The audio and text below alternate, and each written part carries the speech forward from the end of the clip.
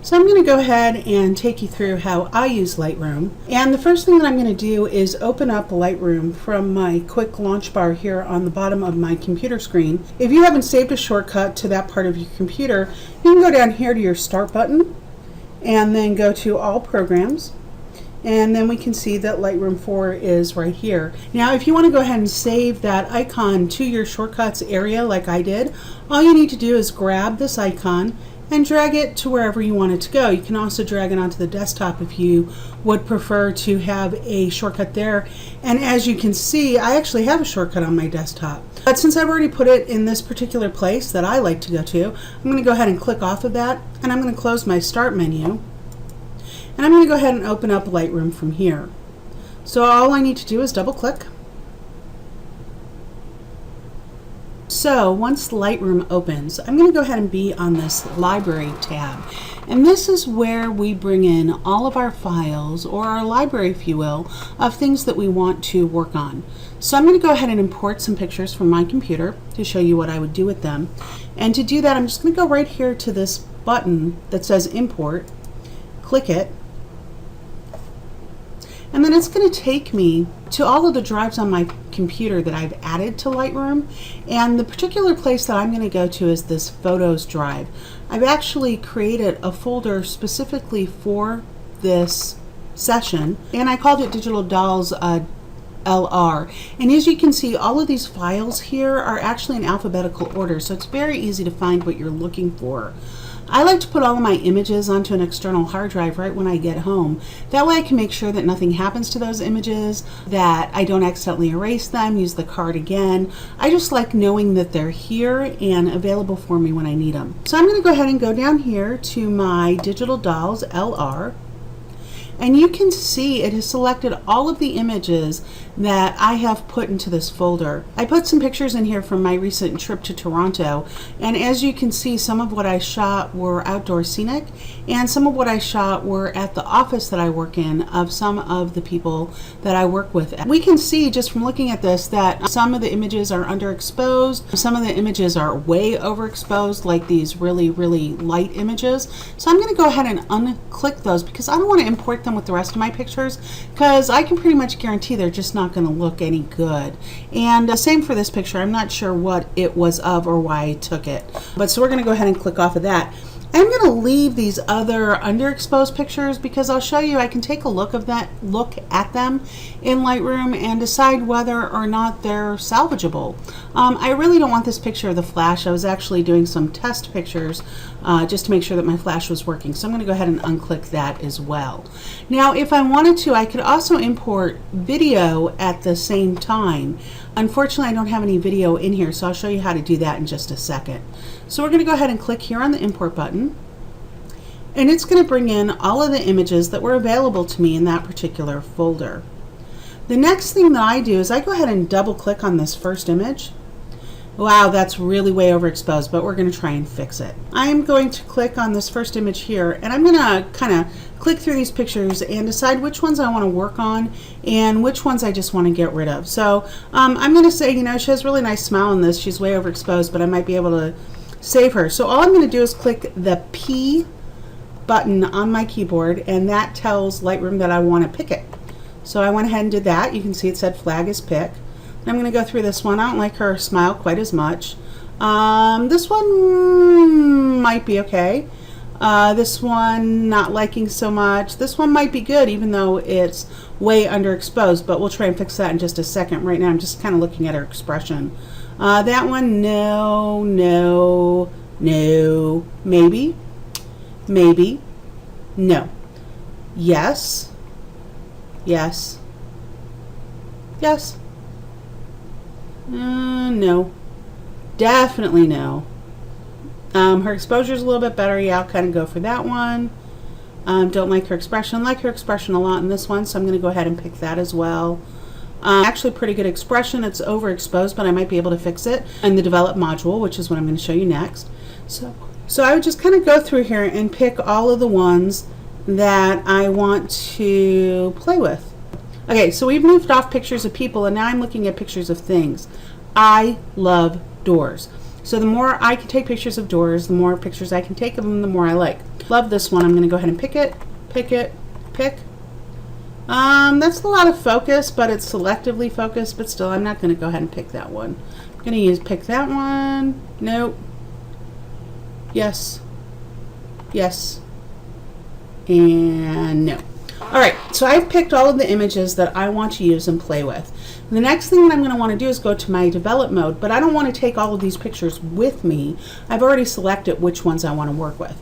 So I'm going to go up here to the library tab, and I'm going to enable my filters.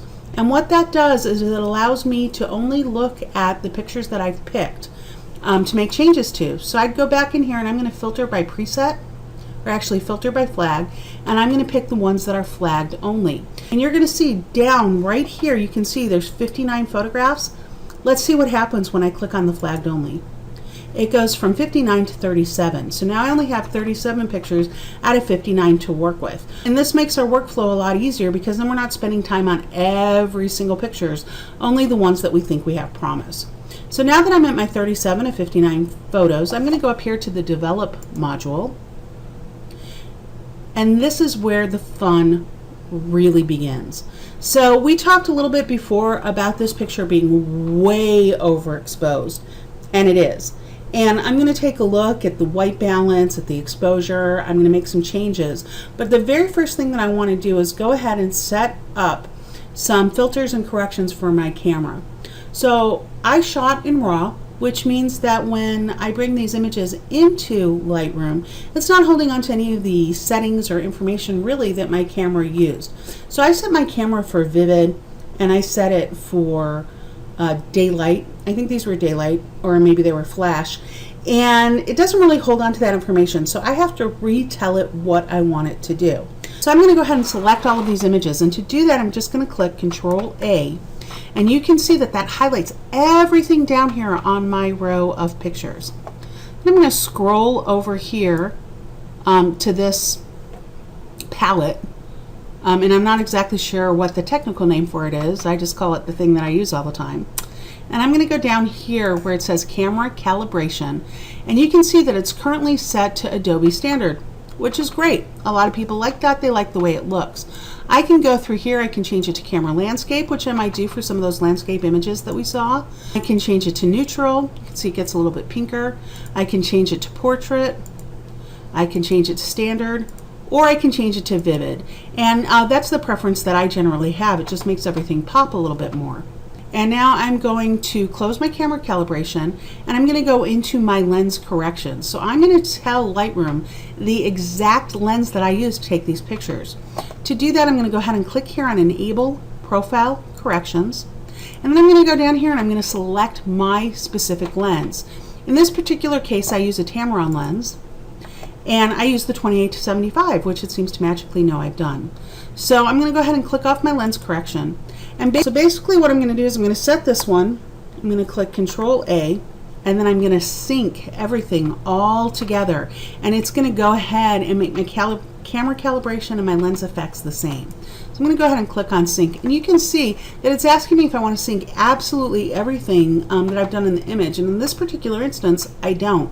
So I'm going to click off the white balance because we haven't done that yet, the basic tone, the sharpening, the treatment, the color. Basically I'm going to click off of everything except for calibration and lens correction. So now that I have just those two things checked, I'm going to go ahead and synchronize them. And now magically when I go to another image, you can see that Camera Vivid was added to every single image. If I look at the lens correction, every single one of these pictures has been changed to Tamron 28 to 75. So that's a beautiful thing. I took care of that in one big batch. I don't have to do them individually. I don't have to spend a lot of time on it, and it makes my life a lot easier, which is ultimately the goal of all of this post-processing work at this point in my life. So I'm going to go back to this first image, and to do that you just go ahead and click on it. So we've talked before, this is like crazy way overexposed. So I have a couple of choices. I can go ahead and try and set my white balance, which I really should have done in Studio, but I didn't. because I forget sometimes. I can use this little dropper here to pick something on the picture that is white, and that will change my white balance to whatever the white in the picture is. Now, my natural inclination would be to go ahead and click on this background, but it's so bright, it's telling me that it can't see the white balance because it's so overblown. So I have to pick something else on the picture. I'm going to try and pick here off of her teeth. As you can see, I'm getting a little bit of the purple from her, or the pink from her shirt, so I don't want to do that. Try and pick off her eye. That's really not working for me either. So I'm not going to do my custom white balance. I'm going to kind of play over here, and I'm going to try all of these different presets. So auto, it's a little bit bluer, daylight a little bit more orange, cloudy also orange, in the shade really orange. Tungsten's going to take me to blue. Because it's measuring tungsten light. I actually did shoot this in fluorescent light even though the lights were off. So I go fluorescent, that's a little red. I can do flash, or if I had actually picked something, it would have picked off of this custom. So in this particular instance, I don't really know where I'm at. So I'm just going to go ahead and go auto. And then I'm going to let Lightroom do the magic for me, and I'm going to select the auto button here so it can adjust my exposure and hopefully get me closer to where I should have been in camera. Alright, so you can see she's more naturally the color that she was. I get a little bit of bleed over here. Not exactly sure why. I can take care of that though, but that gets me much closer to where I want to be.